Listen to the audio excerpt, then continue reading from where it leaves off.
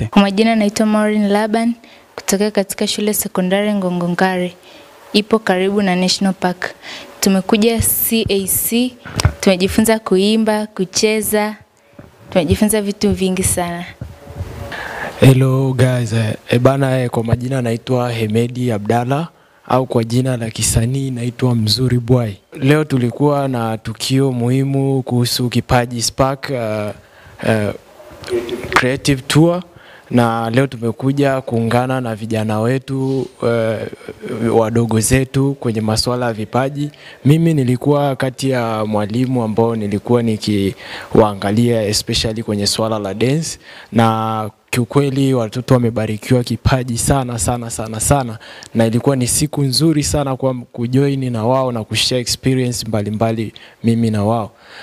Kitu ambacho ningependa kuwashauri wazazi pamoja na wanafunzi pia na watoto mbalimbali ni kwamba talenti, tuishi na talenti zetu, tusitegemee tu elimu, maana kuna maisha pia baada ya elimu. So tutegemee pia na talenti zetu, talenti pia inalipa. So hicho tu ndo nikiweza kuwashauri wazazi na wanafunzi. Usimkanye mwanao, usimkataze kufanya talenti yake.